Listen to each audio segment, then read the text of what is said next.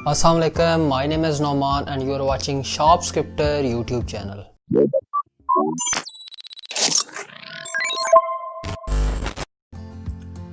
आज की इस वीडियो में मैं बात करूंगा how to stand out as a software developer and take your career to the next level.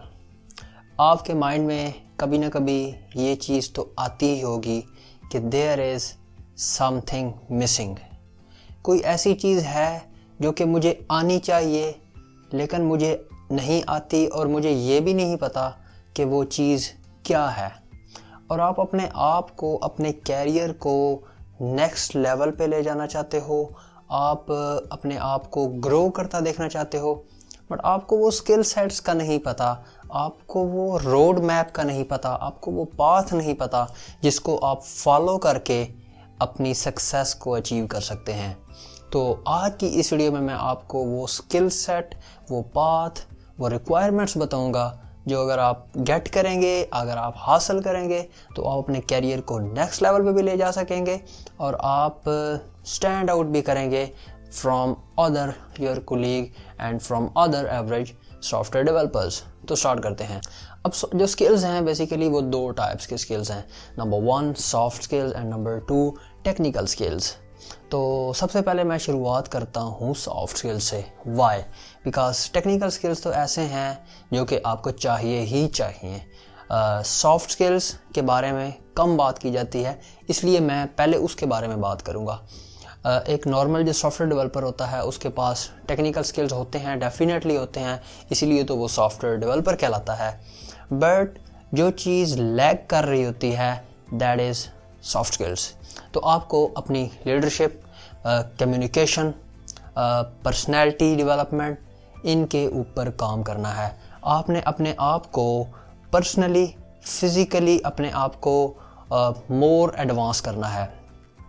आपकी बातचीत करने का अंदाज़, आपका वे ऑफ कम्युनिकेशन वो आपका बेहतर होना चाहिए। आपको लीड करना आना चाहिए टीम को। आपको किसी से कम्युनिकेट करना पड़ जाए, स्टेक होल्डर से कम्युनिकेट करना पड़ जाए, क्लाइंट से करना पड़ जाए, आपको वो कम्युनिकेशन आती हो। तो ये इन स्किल्स के ऊपर आपको काम करना होगा, विच इज़ वेरी इंपॉर्टेंट। यही वो स्किल्स हैं इनिशियली जो कि आपको नेक्स्ट लेवल पे ले जाने में हेल्प करेंगे। This is the 1 step. तो आप अपनी पर्सनैलिटी ग्रूमिंग करें, अपने ड्रेसिंग सेंस को बेहतर करें, उसके अलावा कम्युनिकेशन स्किल्स के ऊपर फोकस करें, लीडरशिप के ऊपर फोकस करें, मैनेजमेंट स्किल्स के ऊपर फोकस करें। इन स्किल्स से आपको बहुत ही ज़्यादा ग्रोथ मिलेगी। इन फ्यूचर आपको ये चीज़ें बहुत बेनिफिट देंगी। वो किस वे में? क्योंकि may be after 10 year 15 year आप डेवलपमेंट कम कर देंगे और फिर आप ज़्यादा रोल परफॉर्म कर रहे होंगे in management as a manager और डायरेक्टर। तो आपके पास अगर ये स्किल्स होंगे तो ही आप अच्छा परफॉर्म कर पाओगे। और वैसे भी अगर मैं डायरेक्टर लेवल या मैनेजमेंट लेवल की बात ना करूं तो एज अ सीनियर डेवलपर आपके पास ये स्किल्स होने चाहिए, डेफिनेटली होने चाहिए, सॉफ्ट स्किल्स। तो ये सबसे पहले आपने इनके ऊपर काम करना है। Now let's move toward the more interesting part that is technical skills. अब टेक्निकल स्किल्स में अगर मैं बात करूं तो एक एवरेज सॉफ्टवेयर डेवलपर के पास क्या होता है? लेट्स अज्यूम एक सॉफ्टवेयर डेवलपर है जो कि एक वेब डेवलपर है। तो उसके पास टिपिकल स्किल्स कौन कौन से हो सकते हैं? उसको मे बी फ्रंट एंड का कोई फ्रेमवर्क आता हो, रिएक्ट, एंगुलर या व्यू, इनमें से कोई एक। उसको बैक एंड के ऊपर डेवलपमेंट आती हो, मे बी विद Node.js और विद .NET या पाइथन, Django फ्रेमवर्क, इनमें से कोई एक उसको बैक एंड के ऊपर टेक्नोलॉजी आती होगी। प्लस उसको DB आता है इनिशियल लेवल का, या आप एडवांस भी कह लें तो आप उसको MySQL या MS SQL, अगर वो .NET के साथ काम कर रहा है, ये उसको आता होगा।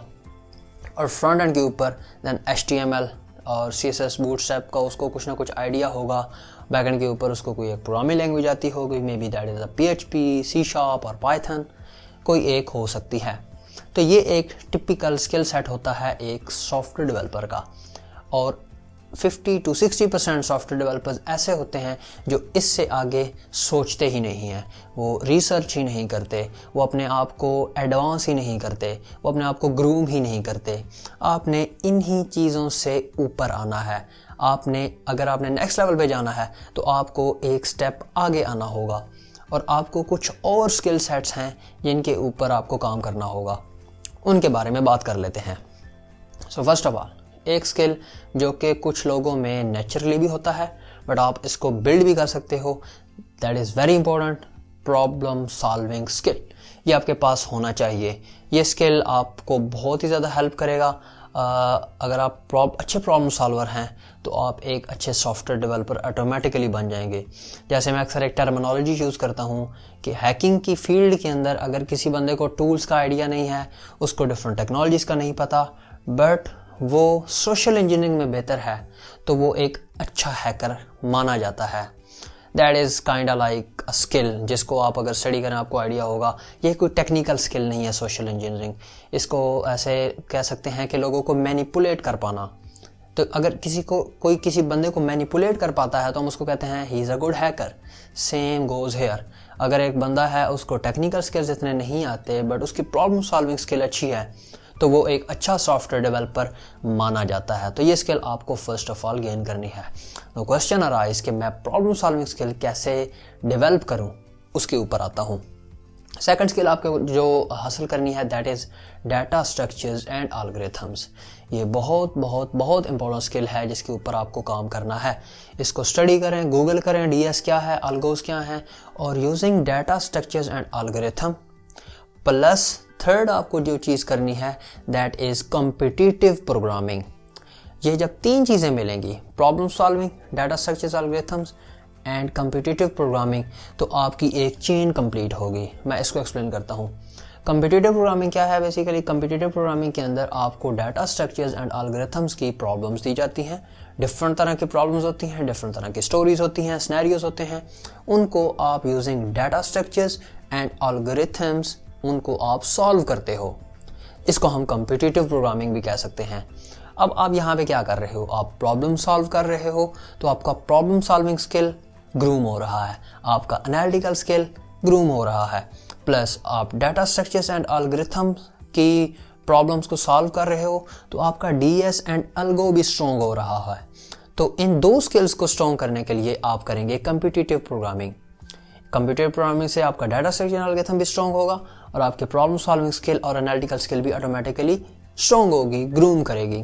कंप्यूटेटिव प्रोग्रामिंग के लिए मैं जो वेबसाइट यूज़ करता हूँ दैट इज़ हैकर रैंक। आप गूगल करें, आप और भी इस तरह की कंप्यूटेटिव प्रोग्रामिंग की साइट्स हैं, आप उनके ऊपर जाके अपनी प्रोफाइल्स क्रिएट करें और डाटा स्ट्रक्चर्स एंड एल्गोरिथम्स की प्रॉब्लम्स को सॉल्व करें। तो ये तीन स्किल्स की मैंने बात की इनिशियली जो कि आपको चाहिए और ये बहुत ही इंपॉर्टेंट स्किल्स हैं। नेक्स्ट चलते हैं। किसी भी एप्लीकेशन की कोर होता है उसका आर्किटेक्चर।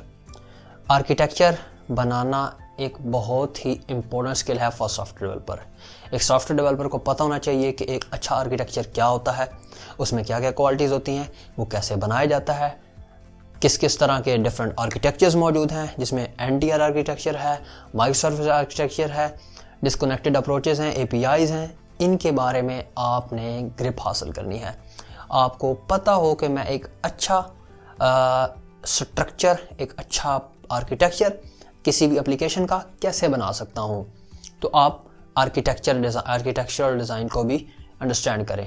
इसके साथ जो चीज़ आपको कम्प्लीमेंट करेगी दैट इज़ डिज़ाइन पैटर्न्स। अब डिज़ाइन पैटर्न्स क्या है? Design pattern way of writing code है। एक कोड है वो आपने लिखना है, उसको कैसे लिखना है ये आपको डिज़ाइन पैटर्न्स बताते हैं। वो कहेंगे अच्छा एक फाइल के अंदर एक ही क्लास हो, अच्छा एक मेथड एक ही काम कर रहा हो, एक क्लास एक ही काम करती हो, आप क्लास को एक्सटेंड कर सकते हैं, मॉडिफाई नहीं कर सकते, आप डिपेंडेंसी इंजेक्शन के थ्रू आप ऑब्जेक्ट इनिशिएट करवाएं। तो ये डिफरेंट वेज के थ्रू आपका कोड बहुत ही ज़्यादा रिफाइन किया जा रहा होता है यूजिंग डिज़ाइन पैटर्न्स। तो डिज़ाइन पैटर्न के अंदर सबसे ज़्यादा जो पॉपुलर चीज़ है that is a solid principle. तो सॉलिड प्रिंसिपल को आप स्टडी करें और आर्किटेक्चरल डिज़ाइन को भी स्टडी करें। तो ये दो चीज़ें आपकी आर्किटेक्चर लेवल की आ गई। ये चीज़ें भी आपको नेक्स्ट लेवल पे ले जाने में हेल्पफुल होंगी। उसके बाद आते हैं एक बहुत ही पॉपुलर टेक्नोलॉजी के ऊपर जो आजकल बहुत ही ज़्यादा आगे है और बहुत ही ग्रो कर रही है, that is cloud technologies. Cloud के अंदर हमारे पास अमेज़ॉन प्रोवाइड कर रहा है AWS, अमेज़ॉन वेब सर्विसेज। हमारे पास माइक्रोसॉफ्ट की सर्विस है, माइक्रोसॉफ्ट एज्योर। आप इन दोनों में से किसी भी एक टेक्नोलॉजी के ऊपर अपनी ग्रिप करें, बिकॉज फ्यूचर जो है वो क्लाउड है। हर कंपनी अपने सारे सॉल्यूशंस क्लाउड पे मूव कर रही हैं, तो क्लाउड डेवलपर या क्लाउड इंजीनियर जिसको हम कह सकते हैं, उसकी बहुत ही ज़्यादा डिमांड है इन फ्यूचर, और क्लाउड टेक्नोलॉजी आपको आनी चाहिए। अब इसी क्लाउड के अंदर 2 और टेक्नोलॉजीज़ हैं जिनको हम डॉकर और कुबरनेटिव्स कहते हैं। इनके ऊपर भी आप काम करें। सिंपल वर्ड में आपको बताऊं तो डॉकर और कुबरनेटिव्स क्या है।